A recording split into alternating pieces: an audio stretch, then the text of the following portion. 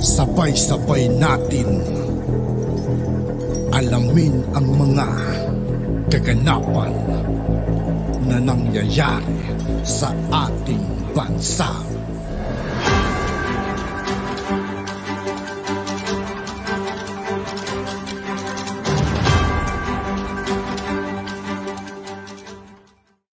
Yo, what's up mga kaibigan? This is I2K po again.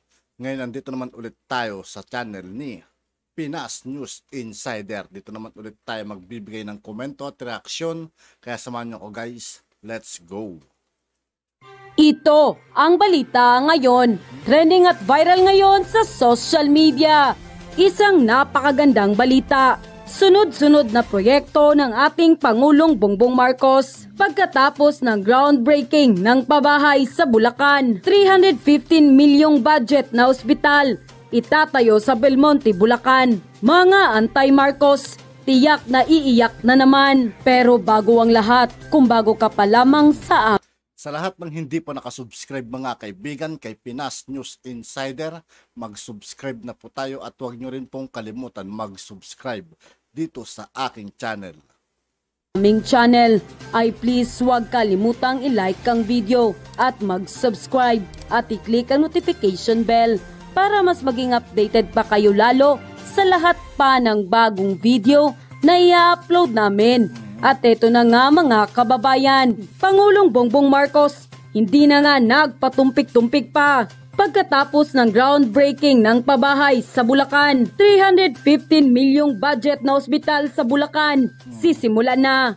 Ang proyektong ito ni Pangulong Bongbong Marcos ay isang maternity and child hospital dito sa San Jose, Belmonte, Bulacan, kung saan ito'y tatawaging St. Bernadette Maternity and Child Hospital. Ang level 1 na 3 palapag na ospital ay magkakaroon ng 65-bed capacity na sumasaklaw sa kabuuang 3,794 square kilometro ground area. Kumpleto sa operating room, recovery room, maternity at isolation facility. Yan ang patunay mga kaibigan ng ating mahal na Pangulo ay may patunay na nagagawa talaga. Di ba? Hindi tulad ng mga naging Pangulo puro dada, puro sisi, di ba? Yan ang Pangulo. Clinical laboratory, imagining facility at pharmacy. Ang konstruksyon ng ospital ay sasailalim sa Phase 2 sa 2024 na tinatayang nasa 75 milyon at karagdagang 250 milyon ang kailangan para ganap ng pagtatapos ng pangunahing gusali na nakatarget na matapos sa 2025. At noon nga ang April 19, 2023. Malapit na mga kaibigan, 2025. Ano ngayon no? Mag-2024 na. Isang taon na lang. Malamang tapos na yun mga kaibigan. Congrats, congrats. Congrats sa lahat. Ay opisyal nang sisimulan ang pagpapatayo ng ospital na pinangunahan ni Pangulong Bongbong Marcos sa groundbreaking ng St. Bernadette Mother and Child Hospital. Ay sinabi ng mahal na Pangulo, ito po ay isang patunay sa dedikasyon ng ating pamahalaan na pangalagaan ang karapatan ng lahat, lalo na ang kababaihan at ang ating kabataan, sa pamamagitan ng sapat at abot-kayang serbisyong pangkalusugan. Sa pamamagitan ng isang community hospital, mapapalapit natin ang pangunahing serbisyong medikal sa mga residente at mapapabilis ang pagtugon at paggamot sa panahon ng pangangailangan. Dagdag pa niya, nagkaisa tayo sa paniniwala na obligasyon ng pamahalaan na alagaan ang kalusugan ng kanyang mamamayan upang panatilihin silang malakas at handang kumayod para maitaguyod ang mga sarili at ang kanilang pamilya at para sa masiglang pagtakbo ng ating ekonomiya. End quote. Hinimok nga ni Pangulong Ferdinand R. Marcos Jr. ang Department of Health at ang lokal na pamahalaan ng San Jose del Monte, Bulacan na magtulungan ng mahigpit sa pagtiyak ng kalidad at napapanahong pagkumpleto ng St. Bernadette Mother and Child Hospital. Ang proyektong ito ay isang patunay na ang Pangulong Bongbong Marcos ay may tunay na malasakit sa bawat pamilyang Pilipino. Samantala, hindi naman mapigilan ng marami sa ating mga kababayan na magbigay ng kanilang hinaing at komento sa mundo ng social media. At ayon pa sa kanila, iyan ang presidente natin na tinaguriang weak leader. Ang mga pinaggagawa niya ngayon ay sampal sa taong nagsabing weak leader siya. Dahil kitang-kita natin ang mga pinaggagawa, continuous pabahay program, build better more infrastructures program, continuous drug information campaign program, Philippine Healthcare Program, upgrade of educational system of our country, continuous enhancement of military equipments, and many more. Ito ang tunay na presidente, may malasakit sa bawat Pilipino. Gaya siya ng kanyang ama, na ang hangarin maganda ang pamumuhay ng bawat pamilyang Pilipino. Mabuhay ka, PBBM! Kung katulad lang sana kay Pangulong Bongbong Marcos ang mga nakaraang president, matagal na tayong tinitingala ng ibang bansa. Oo. Totoo yun mga kaibigan. Kung gaya lang talaga ni Pangulong Rodrigo Duterte, Pangulong Bongbong Marcos yung naging Pangulo ng araw-ng administrasyon, malamang ang Pilipinas mga kaibigan, isa sa pinakamaunlad talaga yan. Pero wala yung mga naupo nun ni puro sila sisi. Meaning, maunlad na tayo.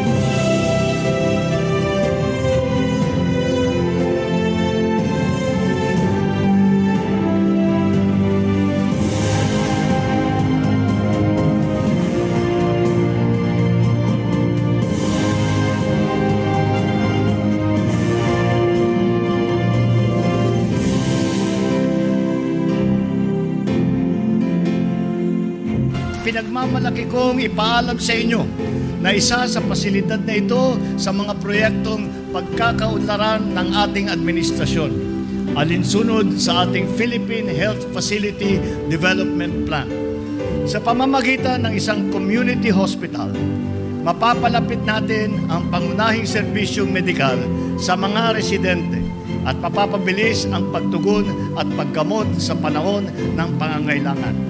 Kaya naman, hinihimok ko ang Department of Health at ang lokal na pamahalaan ng San Jose del Monte na magtulungan upang matiyak na maitatayo ang ospital na ito sa itinakdang panahon at itinakdang kalidad. Nagkakaisa tayo sa paniniwala na obligasyon ng pamahalaan na alagaan ang kalusugan ng kanyang mamamayan upang panatilihin silang malakas at handang kumayod para maitaguyod ang mga sarili at ang kanilang pamilya at para sa masiglang pagtakbo ng ating ekonomiya.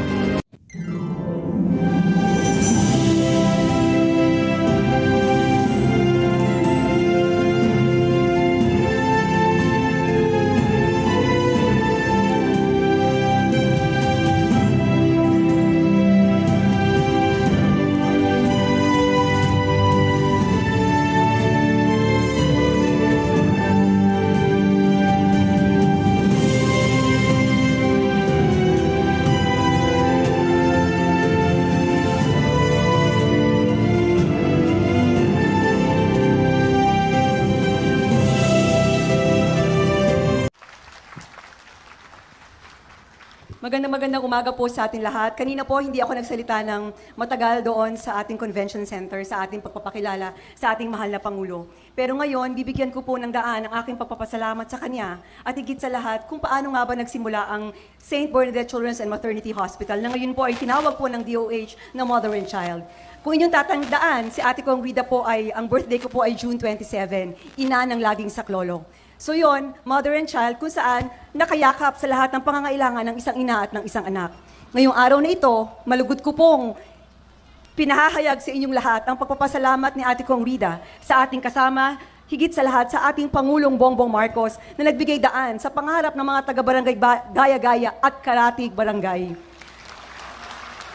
Mga kababayan, Ginoo, Binibini at higit sa lahat, pamilyang Sanuseño, malugod ko pong ipinakikilala. Sabi niya kanina, pangalawa lang po siya sa pogi na Pangulo, higit sa lahat sa kanyang ama, Ferdinand Marcos Sr., ngayon ay Junior, meron pa tayong kasama ngayon, Congressman Sandro na pogi din.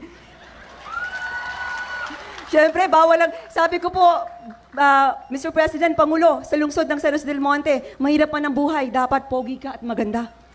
Yan ang number 1 criteria. Maganda sa puso, maganda sa kaluluwa at higit sa lahat, maganda sa pananaw ng buhay. Mga kababayan, pamilyang Sanuseño, malugod ko poong pinakikilala ang Pangulo ng Republika ng Pilipinas, Ferdinand Bongbong Romualdez Marcos Jr.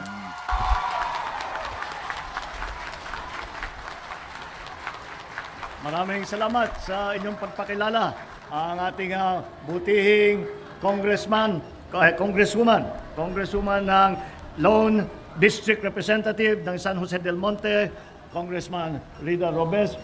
Maraming salamat at alam niyo po, siya ay isa sa pinakamasigasig na nakikita po natin sa ating House of Representatives. At hindi yun po galing sa yung report na yan, hindi po galing sa akin. Yan po ang report na galing dun sa kanyang classmate na sinama ko na si Congressman Sandro Marcos na nandiyan. At yun na nga mga kababayan. At yun nga po mga kaibigan, dito po nagtatapos ang ating reaction video. Muli ako po si I2K ng Sundalo ng Dunggalo at 811. Maraming salamat sa patuloy na pagsuporta. Yeah. Peace out.